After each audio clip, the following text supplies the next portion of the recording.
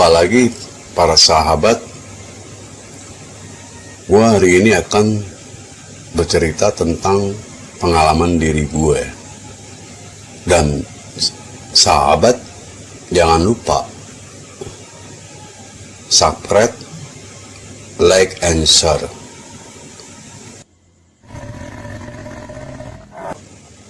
Gue waktu itu dari Jakarta menuju ke Desa Kujang, dan waktu itu gue bersama kawan gue, sahabat.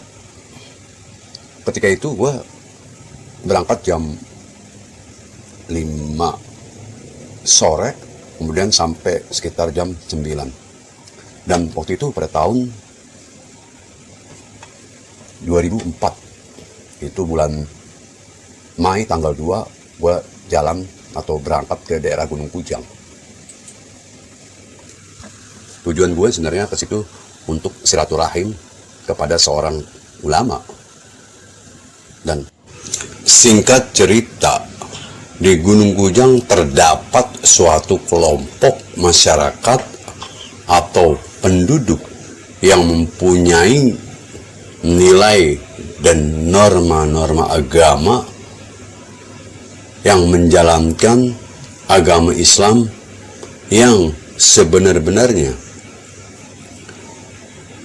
Dilihat dari perilaku dan adat istiadat penduduk Gunung Kujang, mereka itu menjunjung tinggi nilai-nilai agama Islam. Sebab kalau kita lihat dari mulai orang tua, yaitu ibu-ibu, bapak-bapak, juga kakek-kakek, bahkan anak-anak beramai-ramai, berduyun-duyun mendatangkan masjid setiap panggilan sholat 5 waktu. Mereka selalu datang dan selalu berduyun-duyun. Ketika itu gue sudah sampai di Gunung Kujang, kemudian gue nginep di rumah seorang ulama atau seorang kiai, dan di situ gue bertiga disediain kamar. Sebelum gue sampai di Gunung Kujang, gue udah ngeliat itu musola tua yang di dekat kali, akan tetapi kayaknya tidak pernah dipakai dan juga rusak atau juga kumuh, kotor. Dan kemudian gue ngeliatin terus itu musola, terus gue liatin. Kemudian malamlah tiba, dan kemudian mata gue nggak bisa ngantuk.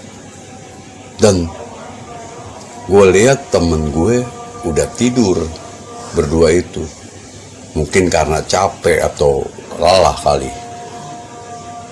Dan hati gue itu selalu menuju ke musola tua itu yang tadi gue lihat, yang gue baru sampai ke desa ini. Entah ada apa. Malam Jumat, tepat hari Kamis jam 00.02 pagi dini hari, gue keluar rumah.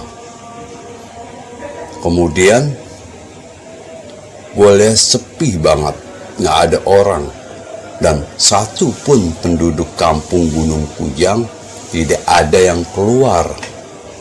Mereka lalap tidur karena mungkin menunggu panggilan azan subuh untuk sholat subuh berjamaah. Dan memang gue tidak pernah tidur kalau malam. Kalau tidur itu biasanya gue itu habis subuh baru gue tidur. Kemudian dengan niat yang bulat, akhirnya gue datangin musola tua itu. Karena hati kecil gue itu penasaran, ini musola tidak diurus dan rusak. Dan juga hati kecil gue berkata, untuk membersihkan musola yang kotor tersebut. Kemudian gue malam itu juga gue langsung ke musola tua itu dan gue bersihin tuh semua musola, kemudian rapi, kemudian gue ambil wudhu, dan gue sholat sunnah 2 rakaat. Setelah selesai gue sholat sunnah 2 rakaat dan gue baru salam, ternyata gue sampai kaget. Di belakang gue itu ada seekor singa yang berwarna putih yang sedang duduk dan sambil memperhatikan gue. Gue gemeteran juga sih, ya agak takut juga. Kemudian gue tuh langsung berdiri dengan rasa takut, sebab kalau memang itu singa bener, gue tuh pasti diterkam. Akan tetapi gue cuma dipandangin doang, dan matanya itu tajam banget dan memperhatikan gue. Dan singa putih itu seakan-akan berbicara kepada gue, tapi dia tidak mengeluarkan suara, tapi melalui hati. Dan dia berkata kepada gua, "Manusia, aku adalah kodam dari singa yang kepunyaan seorang ulama di sini terdahulu yang sudah wafat. Dan aku sekarang tidak punya kawan atau teman. Dan apakah aku boleh berteman denganmu, manusia?"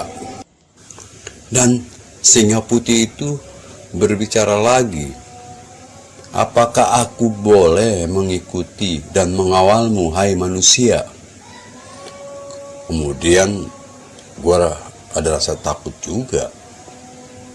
Gue berkata, "Hai Raja Hutan,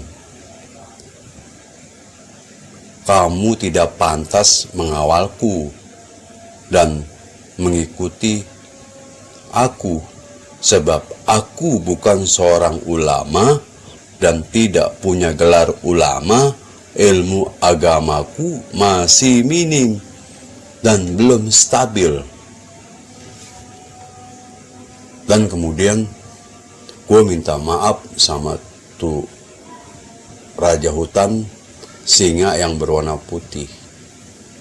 Dan gue berkata pada dia, "Saya kemari bukan untuk mencari hal-hal yang goib atau yang kasab, tetapi saya kemari dan ke kampung ini untuk silaturahim." Kemudian muka singa putih itu agak berubah, agak rasa kecewa sama gua, karena memang keinginan dia, gue tuh maunya dia dikawal dan dia mau jadi temen gue. Dengan wajah yang kecewa, singa itu berkata, "Wahai manusia, kalau kamu butuh aku, dengan izin Allah Subhanahu wa Ta'ala, aku akan datang dan menemuimu. Dan kalau kamu butuh aku, panggil aku 3 kali. Pasti aku akan datang." Dan singa itu mungkin karena kecewa, karena dia menawarkan kepada gue untuk mengawalnya dan gue tolak. Kemudian dengan wajah yang agak sedih, dia mengucapkan salam kepada gue, "Assalamualaikum." Gue jawab, "Waalaikumsalam." Dan singa putih itu berjalan dengan lunglai dan tidak semangat. Kemudian dia turun ke pinggir sungai yang memang musola itu di pinggir sungai dan airnya itu amat deras dan juga banyak batu-batunya. Kemudian dia berjalan, kemudian dia hilang di kegelapan malam itu.